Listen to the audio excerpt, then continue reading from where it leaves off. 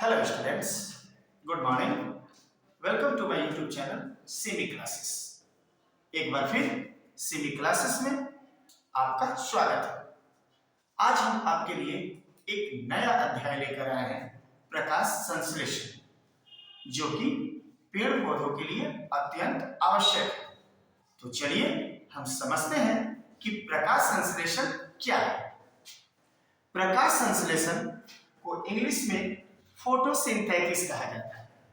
Photo यानी कि प्रकाश और सिंथेसिस यानी कि इकट्ठा करना, एकत्रित करना, यानी कि प्रकाश संश्लेषण में प्रकाश को एकत्रित किया जाता है। अगर हम छोटे तौर पर समझना चाहें, इसकी छोटी परिभाषा देना चाहें, तो हम कह सकते हैं कि प्रकाश ऊर्जा को रासायनिक ऊर्जा में बदलना ही प्रकाश संश्लेषण कहलाता है। लेकिन इसको और अच्छे ढंग से समझा जाए तो इस परिभाषा को हम लोग अपने अलग तरीके से भी बोल सकते हैं। इसको हम ये बताएंगे कि जब पौधे कार्बन डाइऑक्साइड, जल और सूर्य के प्रकाश में क्लोरोफिल की उपस्थिति में ग्लूकोज का निर्माण करते हैं तो उसे हम प्रकाश संश्लेषण क्रिया कहते हैं। अब यहां हम देखेंगे कि क्या क्या जरूरत होती है जब पौधे CO2, जल और प्रकाश, इन सारी चीजों को क्लोरोफिल की उपस्थिति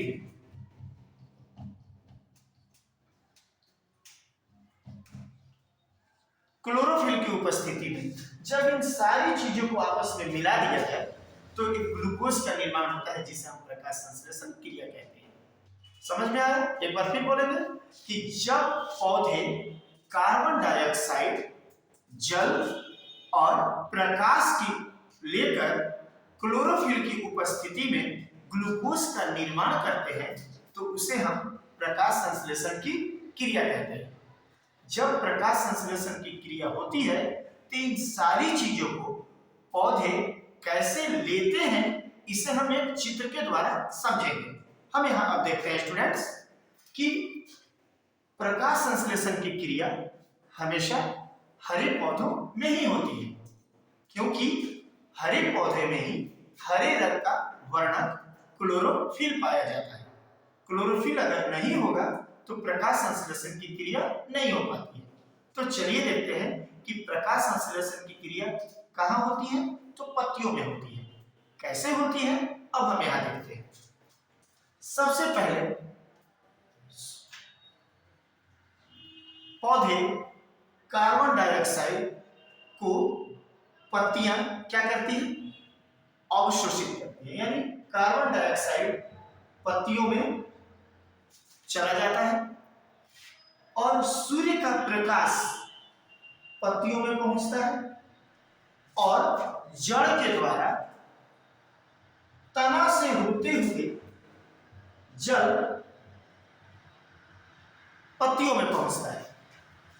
वायुमंडल से कार्बन डाइऑक्साइड, सूर्य का प्रकाश और मिट्टी से जल पत्तियों में पहुंच जाता है। अब उसके बाद क्लोरोफिल की उपस्थिति में ये ग्लूकोज का निर्माण करते हैं, जिसे पौधे भोजन के रूप में ग्रहण करते हैं। किस चीज का निर्माण होता है? ग्लूकोज का। जब ग्लूकोज का निर्माण हो जाता है तो पौधे इस ग्लूकोज को भोजन के रूप में ग्रहण करते हैं और पौधे के सभी भागों में पहुंचा देते हैं। जहां जहां इनकी आवश्यकता होती है यहां पर ये भोजन पहुंच जाते हैं। लेकिन जो भोजन बच जाता है वो ग्लूकोज जो है स्टार्च के रूप में परिवर्तित हो जाता है। कहने का अर्थ है कि जब पौधे सभी ग्लूकोज का यूज कर लेते हैं और उसके बाद जो ग्लूकोज बच जाता है उससे पत्तियों में स्टार्च के रूप में जमा होता है। किस रूप में जमा होता है? स्टार्च के रूप में जमा हो जाता है। और जब कोई दूसरे जीव जंतु इस पत्तियों को भोजन के रूप में ग्रहण करते हैं तो वो स्टार्च ऊर्जा के रूप में उन जीवों में चला जाता है। इस प्रकार ऊर्जा का स्थानांतरण पेड़ पौधे से जीव जंतुओं में हो जाता है। अब हम ये समझते हैं कि आखिर प्रकाश संश्लेषण की क्रिया जो है पत्तियों में क्यों होती है। अरे भाई, पत्तियां के अलावा और भी तो पौधे में बहुत सारे हिस्से हैं, फूल है, फल है, उन सारी चीजें इसमें भरा हुआ है, लेकिन प्रकाश संश्लेषण की क्रिया पत्तियों में ही क्यों होती है। तो हम बताएं आपको कि पत्तियों में क्लोरोफिल जो पाया जाता है और पत्तियों का सतही क्षेत्र बड़ा होता है, यानी इसका जो दूरी है, क्षेत्र है, थोड़ा बड़ा होता है, जिसके कारण पौधों में उपस्थित पत्तियों में प्रकाश संश्लेषण की क्रिया होती है। अब सवाल उठता है कि ये पत्तियों में प्रकाश संश्लेषण क्रिया के दौरान कार्बन डाइऑक्साइड अंदर प्रवेश करता है और इसके प्रकाश संश्लेषण की क्रिया के दौरान यहां से उपजात के रूप में एक गैस निकलती है, ऑक्सीजन, जिसे मनुष्य अपने सांस में लेता है। तो हम देखते हैं कि आखिर ये पत्तियों के अंदर पहुंचती कैसे है। तो हम जानते हैं कि पत्तियों में छोटे छोटे छिद्र पाए जाते हैं। हम यहां देखेंगे,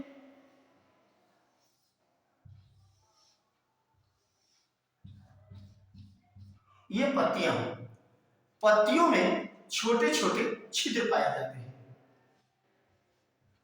पूरे जगहों पर छोटे छोटे छिद्र पाए जाते हैं, जिसे हिंदी में रंध्र कहते हैं और अंग्रेजी में स्टोमाटा कहते हैं। क्या कहेंगे? स्टोमाटा। जब प्रकाश संश्लेषण की क्रिया के दौरान उन्हें CO2 गैस की आवश्यकता होती है, तो वायुमंडल से ये CO2 पत्तियों में इस रंध्र के द्वारा प्रवेश करता है। जब प्रकाश संश्लेषण की क्रिया पूरी होती है तो यहां से ऑक्सीजन उपजात के रूप में बाहर निकल जाता है, जिसके परिणाम स्वरूप हम इसी ऑक्सीजन गैस को हम लोग श्वसन क्रिया में ग्रहण करते हैं। अब यहां से कुछ सवाल निकल के आता है स्टूडेंट्स कि प्रकाश संश्लेषण के लिए सबसे ज्यादा किस गैस की आवश्यकता होती है। तो हम समझते हैं CO2 की। सबसे ज्यादा किस गैस की आवश्यकता हुई? ऑक्सीजन की।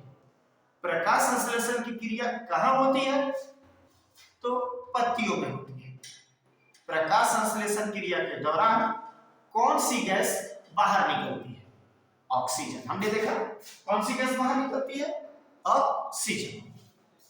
लेकिन जब प्रकाश संश्लेषण की क्रिया होती है तो सूर्य के प्रकाश में कई रंग होते हैं, लाल, बैगनी, हरा, पीला, ये कई तरह के रंग उसमें उपस्थित होते हैं।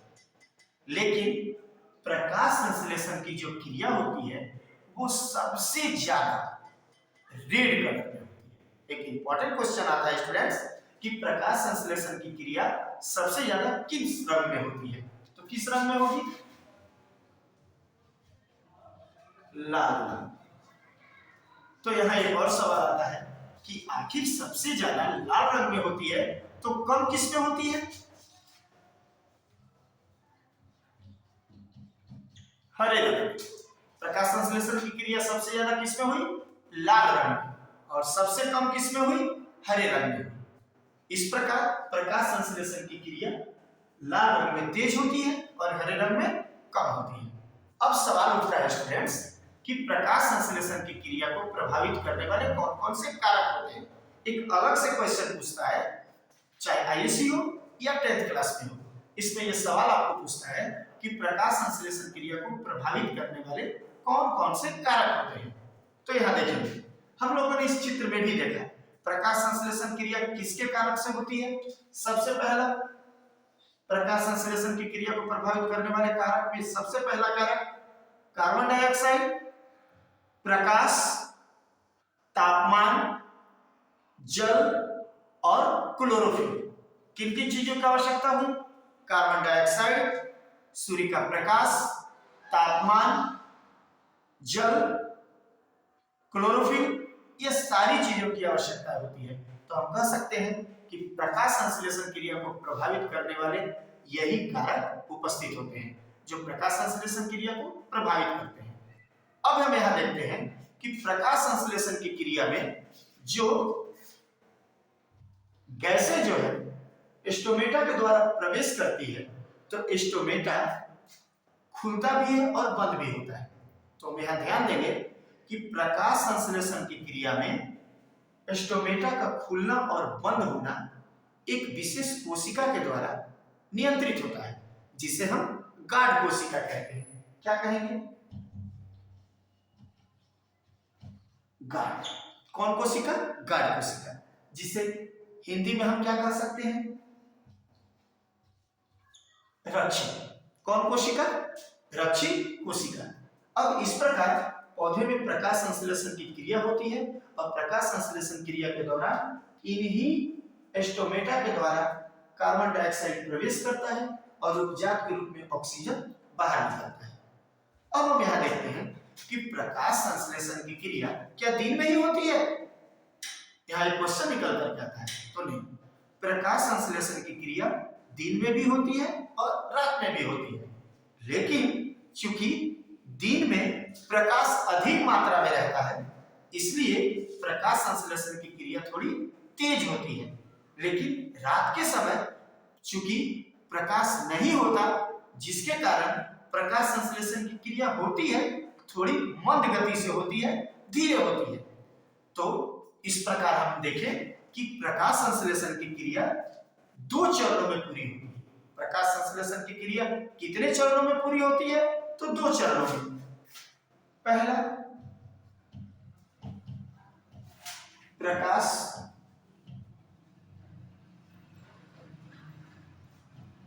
रसायन प्रतिक्रिया, दूसरा डार्क प्रतिक्रिया। प्रकाश संश्लेषण को लाइट रिएक्शन कहते हैं और डार्क प्रतिक्रिया को डार्क रिएक्शन कहते हैं। अब हम यहां देखते हैं कि ये प्रकाश रसायन प्रतिक्रिया क्या है। प्रकाश रसायन प्रतिक्रिया, जिसे हम लाइट रिएक्शन कहते हैं, वो दिन में होती है। दिन के समय ही सूर्य के प्रकाश को क्लोरोफिल द्वारा अवशोषित किया जाता है और ऊर्जा उत्पन्न की जाती है, जिसके चलते ग्लूकोज का निर्माण होता है और पौधों को ऊर्जा प्राप्त होती है। लेकिन डार्क प्रतिक्रिया वो रात में होती है, जब प्रकाश संश्लेषण की क्रिया में प्रकाश नहीं होता है, तब उस समय डार्क प्रतिक्रिया होती है। डार्क प्रतिक्रिया जो होती है, इसमें गति जो है वो धीमी होती है। इसमें क्या होता है? आप अब पूछना चाहेंगे कि जब रात में प्रकाश होता ही नहीं है, तो आखिर प्रकाश संश्लेषण होगा कैसे? सही बात है। तो यहां देखेंगे कि डार्क प्रतिक्रिया के दौरान पौधे क्या करते हैं कि प्रकाश रसायन प्रतिक्रिया में जो ऊर्जा का निर्माण हुआ रहता है, उसी ऊर्जा का प्रयोग रात में डार्क रिएक्शन के द्वारा अंतर्गत किया जाता है। उस समय इन्हीं ऊर्जा का प्रयोग करके और ग्लूकोज का निर्माण किया जाता है, जो धीमी गति से ऊर्जा का निर्माण करता है और सारे पौधों को ऊर्जा प्रदान की जाती है। चूंकि प्रकाश संश्लेषण की क्रिया पत्तियों में ही होती है, इसलिए पत्तियों को पौधों का रसोई घर भी कहा जाता है, क्योंकि पत्तियां ही भोजन का निर्माण करती है। इस प्रकार स्टूडेंट्स, हम लोगों ने देखा कि प्रकाश संश्लेषण क्रिया किसे कहते हैं और ये कैसे होती है। लेकिन एक और चीज देखेंगे कि जो प्रकाश रसायन प्रतिक्रिया होती है, वो ग्रेना में पूरी होती है। अगर आपसे पूछा जाए प्रकाश रसायन प्रतिक्रिया कहाँ होती है, तो ग्रेना में, और डार्क प्रतिक्रिया स्ट्रोमा में। ये होती है स्ट्रोमा में और ये प्रक्रिया होती है ग्रेना में। तो चलिए एक बार फिर हम इसे दोहरा देते हैं। प्रकाश संश्लेषण किसे कहते हैं? प्रकाश संश्लेषण एक ऐसी अभिक्रिया है जिसमें पौधे कार्बन डाइऑक्साइड, जल और प्रकाश में क्लोरोफिल की उपस्थिति से ग्लूकोज का निर्माण करते हैं, जो पौधे में ऊर्जा प्रदान करती है। इसमें प्रकाश ऊर्जा को रासायनिक ऊर्जा में बदला जाता है। तो सवाल उठता है कि प्रकाश संश्लेषण की क्रिया में सबसे अधिक कौन सी गैस की जरूरत होती है? तो कार्बन डाइऑक्साइड की। यह किस रंग में ज्यादा होती है? तो लाल रंग में। सबसे कम किस में होती है? तो हरे रंग में। प्रकाश संश्लेषण की क्रिया कहाँ होती है? पत्तियों में होती है। क्यों होती है? क्योंकि पत्तियों में ही और पौधों में ही हरे रंग का क्लोरोफिल पाया जाता है। लेकिन स्टूडेंट्स, हम यहाँ देखेंगे कि प्रकाश संश्लेषण की क्रिया में कौन सी गैस निकलती है? तो ऑक्सीजन गैस निकलती है। प्रकाश संश्लेषण की क्रिया में कार्बन डाइऑक्साइड कैसे पत्तियों में प्रवेश करती है? तो स्टोमेटा के द्वारा। कोई भी गैस किससे अंदर प्रवेश करती है? स्टोमेटा के द्वारा। स्टोमेटा का खुलना और बंद होना किसके द्वारा नियंत्रित होता है? तो गाढ़ कोशिकाओं द्वारा, अर्थात रक्षी कोशिकाओं द्वारा ये नियंत्रित होता है। इस प्रकार हम देखते हैं कि प्रकाश संश्लेषण की क्रिया पूरी होती है। अब स्टूडेंट्स, अगर आपको ये वीडियो अच्छी लगी हो और आपको पढ़ने में किसी भी तरह की मदद अगर ये करता है, तो आप इसी प्रकार हमारे वीडियो को देखते रहें और हमें सब्सक्राइब करें। हमारे आइकन बटन पर उसे बेल आइकन को क्लिक करें और हमें आगे बढ़ने का मौका दें, ताकि हमारी वीडियो आसानी से आपके पास पहुंच सके। तो बस इसी नए चैप्टर के साथ फिर आपसे अलविदा। धन्यवाद।